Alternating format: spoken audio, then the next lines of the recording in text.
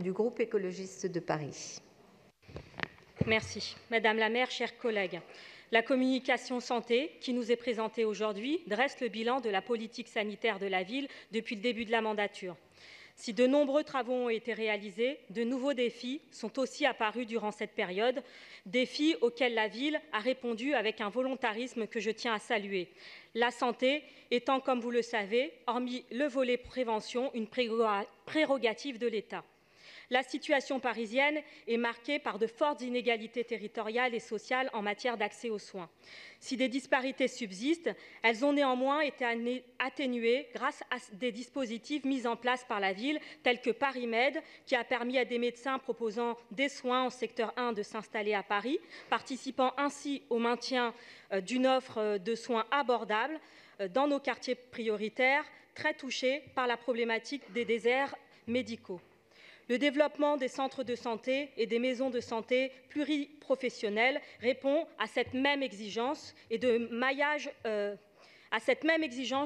de territoire, comme en témoignent les délibérations d'ASES 287 et 288 rattachées à cette communication, qui valident la création de 2 nouvelles maisons de santé. L'inégalité face à la santé résulte aussi de la fragilité de certains publics, qui ne sont souvent pas en mesure d'effectuer les démarches pour bénéficier d'une offre de soins pourtant disponible. Les dispositifs créés par la ville pour aller vers ces publics vulnérables constituent un autre volet important de notre politique sanitaire. Dans un contexte peu favorable où le gouvernement vise à entraver l'accès des personnes exilées aux soins, en instaurant par exemple un délai de 3 mois pour l'ouverture des droits à la protection universelle maladie aux demandeurs d'asile, ou en demandant une autorisation préalable de la sécurité sociale pour l'accès à l'aide médicale d'État, la ville de Paris développe au contraire des dispositifs pour améliorer l'accès aux soins de ces publics qui vivent souvent dans des conditions d'hygiène déplorables. Je pense évidemment aux campements de rue du nord-est de la ville, sur lesquels nous aurons l'occasion de nous exprimer par ailleurs durant ce Conseil. La création d'une équipe de soins mobile, gérée directement par la ville, en est un exemple, car encore, la halte humanitaire de la Chapelle, qui continue de recevoir des centaines de visiteurs chaque jour, malgré l'évacuation de la semaine dernière, des campements de rue avoisinants. Autre public précaire, les usagers de drogue, notamment celles et ceux qui se réunissent autour de la tristement célèbre colline du crack.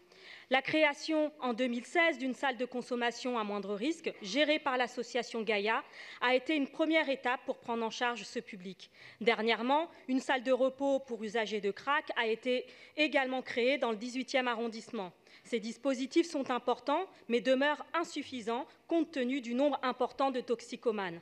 Si la consommation de drogue sur l'espace public et dans des conditions d'hygiène déplorables nous est véritablement insupportable, il nous faut ouvrir d'autres lieux tels que ceux que je viens d'évoquer.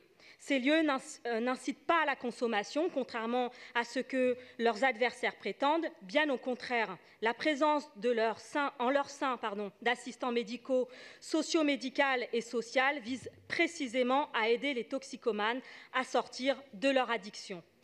Un grand nombre de riverains dans les quartiers des 18e et 19e arrondissements, témoins de scènes quotidiennes de consommation sur la place publique, sont conscients de la nécessité de ces dispositifs et les réclament. Nous réitérons donc notre demande de création d'une 2e salle de consommation à moindre risque, ainsi que de places d'hébergement adaptées à l'accueil de ces publics. Enfin, je ne peux évoquer la question de la santé sans parler de la manifestation des hospitaliers qui aura lieu ce jeudi 14 novembre à Paris, pour dénoncer l'état de crise dans lequel se trouve l'hôpital public, à cause de contraintes budgétaires toujours intenables. Voilà plus de 6 mois que la vague de mobilisation a débuté. Il est temps que la ministre de la Santé prenne conscience de la nécessité d'accéder enfin aux requêtes des professionnels mobilisés. Augmentation de 5% du budget de la sécurité sociale, fin de l'assujettissement des établissements de santé à la taxe sur les salaires, recrutement de professionnels supplémentaires et arrêt des fermetures d'établissements, de services et de lits. 900 lits sont actuellement fermés à la PHP, faute de personnel. Et le gouvernement annonce un plan de 4 milliards d'euros d'économies sur les dépenses de santé. À un tel rythme, bientôt, seuls les plus fortunés d'entre nous seront encore en mesure de se soigner dans nos hôpitaux.